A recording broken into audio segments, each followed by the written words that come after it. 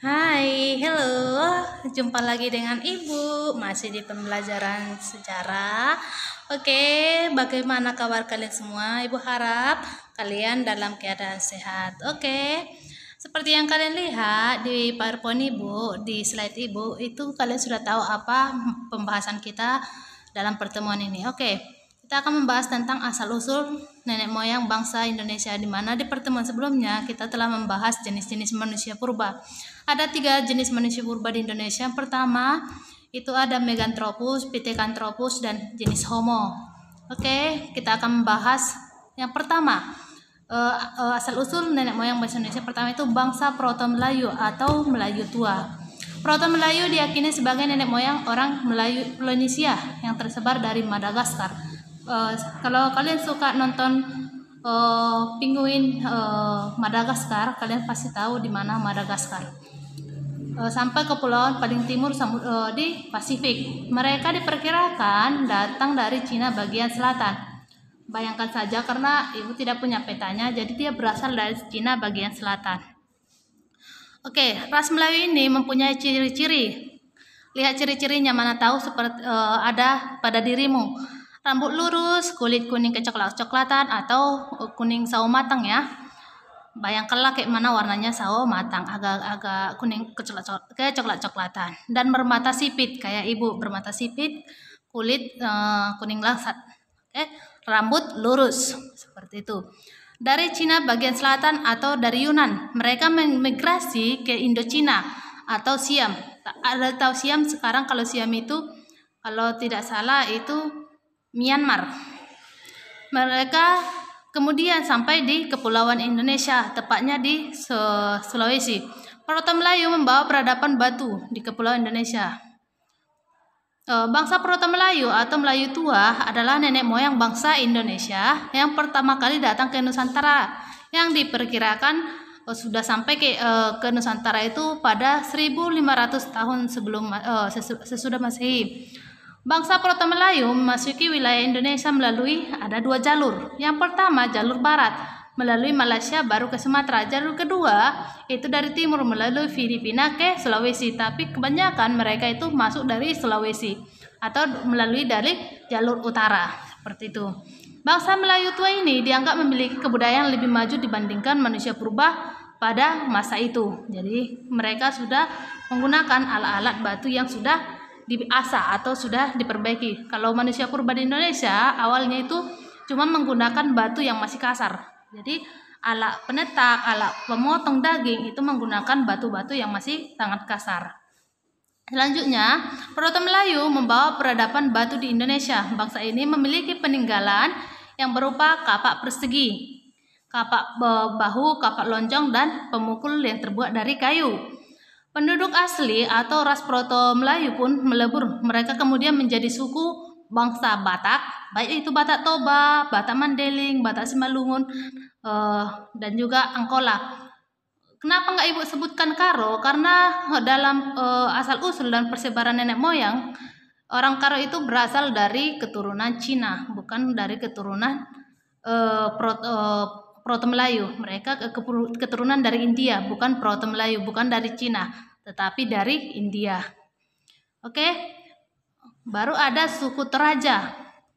Kalau kalian suka melihat ada adat di kebudayaan orang-orang Sulawesi, kalian pasti kenal dengan suku Toraja yang hampir mirip dengan kebudayaan bangsa Batak. Ada yang namanya Mangokal Holi atau menggali kuburan, yang nanti tulang-tulang ada di kuburan itu dipindahkan kembali setelah dibersihkan seperti itu. Baru ada suku Alas. Suku Alas ini kebanyakan mendiami Aceh bagian Tenggara atau Kutacane. Baru ada suku Gayo. Ini suku Gayo itu penduduk dari Aceh bagian tengah, Aceh Tengah ya. Kalau pernah dengar namanya Kapak Tuan. Oke.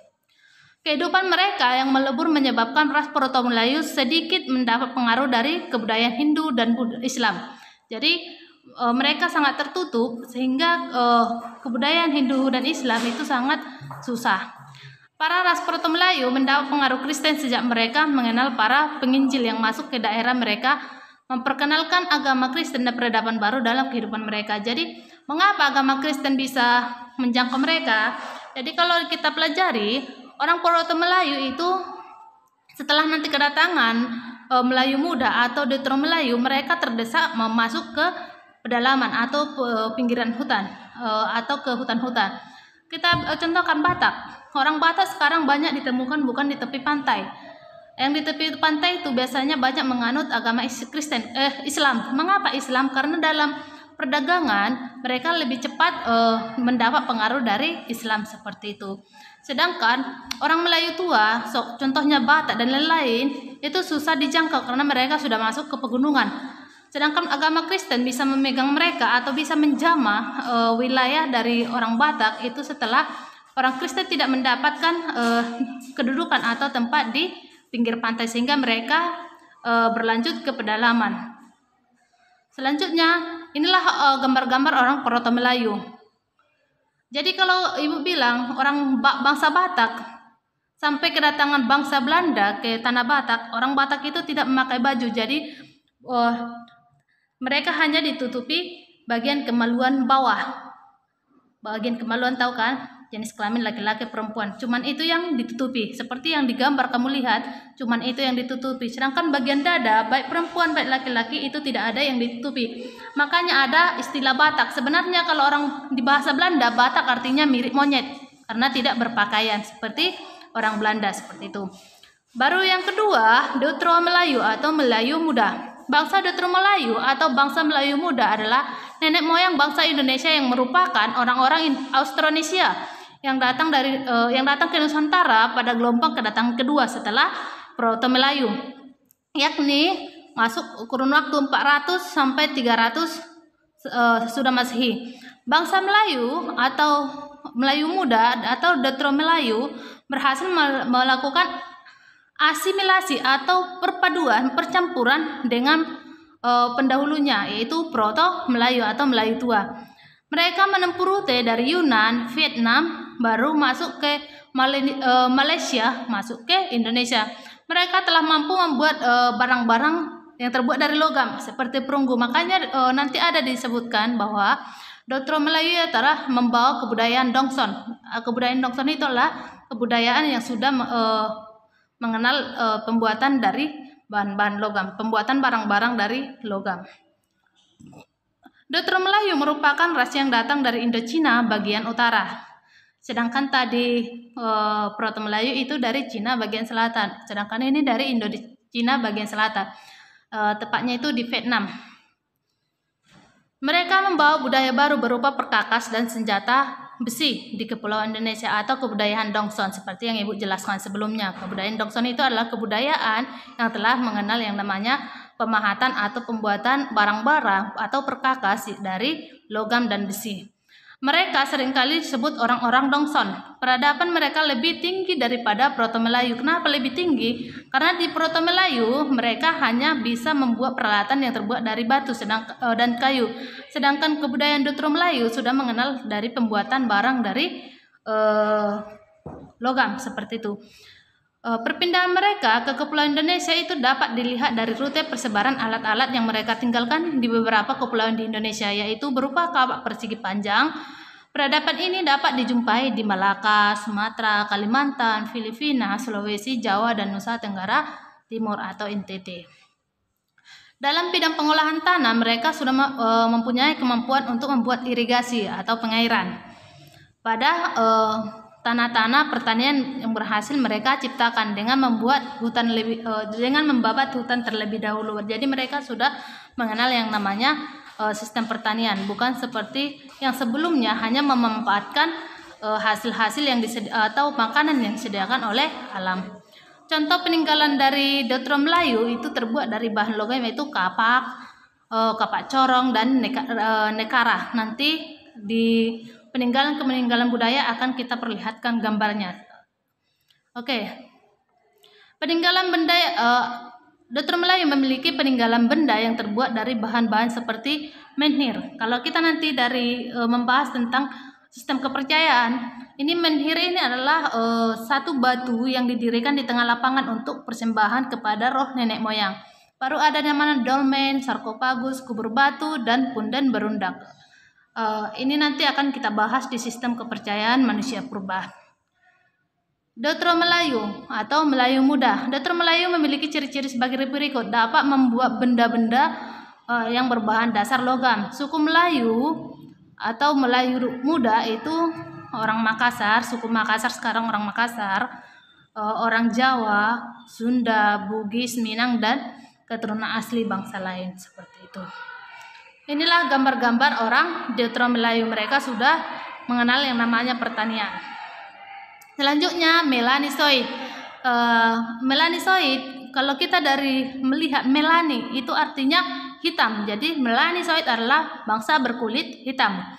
Selain ras Proto Melayu dan Deutero Melayu, juga terdapat ras lain yaitu melanisoid. Mereka tersebar dari Pasifik, pulau-pulau yang letaknya sebelah timur Irian dan benua Australia.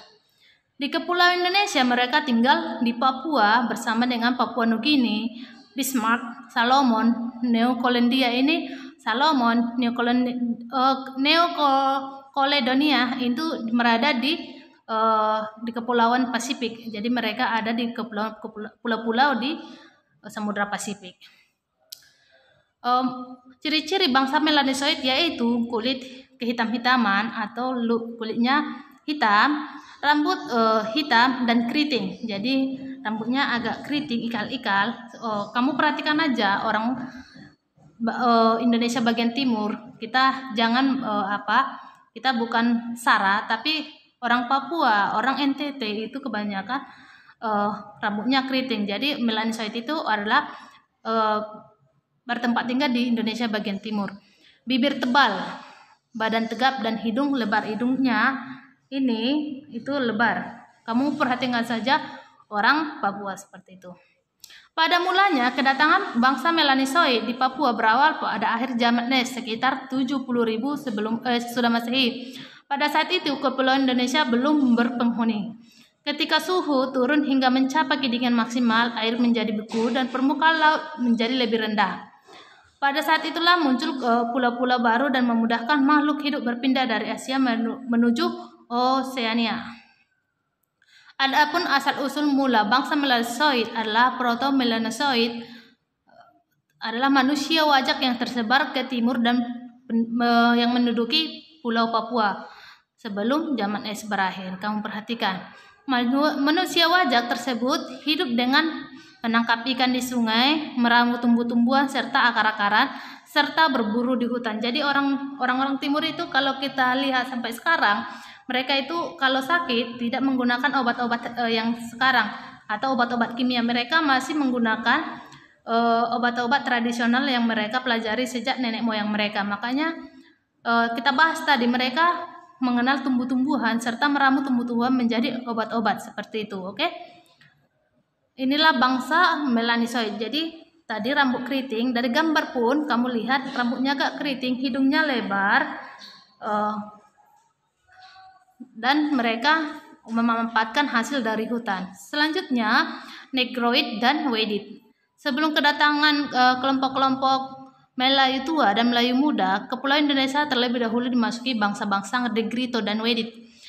Sebutan Negrito diberikan orang Spanyol ya karena memiliki kulit yang hitam dan mirip dengan jenis-jenis orang Negro. Jadi orang Spanyol menyebutkan Negrito itu karena mereka memiliki ciri-ciri yang hampir mirip sama orang-orang Negro di barat sana. Kelompok Wedit terdiri atas orang-orang dengan kepala mesokepal atau letak mata yang dalam. Jadi ininya agak maju.